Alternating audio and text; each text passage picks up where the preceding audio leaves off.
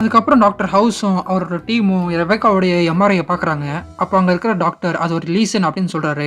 அதுக்கு doctor house அது எனக்கு தெரியாது பாரு. எனக்கு வேற ஏதாவது கிரியேட்டிவா வேணும் அப்படின்னு சொல்லி கேட்குறாரு. அதுக்கு அந்த டாக்டர் நம்ம ஃபர்ஸ்ட்டு போய் அந்த பேஷண்ட்ட பேசினா தான் என்ன பிரச்சனைன்னு தெரியும் அப்படின்னு சொல்ல, அதுக்கு டாக்டர் ஹவுஸ் எல்லாருமே பொய் தான் சொல்லுவாங்க.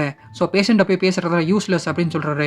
அதுக்கு பக்கத்துல இருக்கிற ஒரு டாக்டர், டாக்டர் ஹவுஸுக்கு டைரக்ட்டா பேஷண்ட்ட டீல் பண்றதெல்லாம் பிடிக்காது. இது உனக்கு தெரியாதா? அப்படின்னு சொல்லி கேட்குறாங்க. அதுக்கு டாக்டர் ஹவுஸ் நம்ம பேஷண்ட்ட மீட் பண்ணோம்னா அவங்க நம்மள்ட்ட பொய் சொல்ல முடியாது. நம்மளும் அவங்கள்ட்ட தேவையில்லாம பொய் சொல்ல தேவையில்ல. ஸோ இந்த சிடி ஸ்கேன்லயும் எந்த ப்ராப்ளமும் இல்ல. இது டியூமரும் இல்ல. ஸோ டிஃபரன்ஷியல் டயக்னோசிஸ் என்ன அப்படின்னு சொல்லி கேட்குறாரு. அதுக்கு டாக்டர் சேஸ் அது ஆனியூரிசம், stroke or any other ischaemic சிண்ட்ரோமா இருக்கலாம் அப்படிங்கிறாரு. அதுக்கு டாக்டர் கேமரன் அது கிரட்ச்வெல் ஜேக்கப் டிசீஸா இருக்கும் அப்படிங்கிறாங்க. மேட்கவ் டிசீஸா மேபி அது வெர்னிகேஸ் என்செஃபலோபதியா இருக்கலாம் அப்படின்னு சொல்லி டாக்டர் ஃபோர்மன் சொல்றாரு. அதுக்கு டாக்டர் ஹவுஸ் இல்ல பிளட் தைமின் லெவல் நார்மலா தான் இருக்கு. ஸோ வெர்னிகேஸ் என்செஃபலோபதியா இருக்காது அப்படிங்கிறாரு. ஏன் ஃபால்ஸ் நெகட்டிவா கூட இருக்கலாம். மனுஷங்க மட்டும் இல்ல ரிப்போர்ட்டும் பொய் சொல்லலாம் அப்படின்னு சொல்றாரு.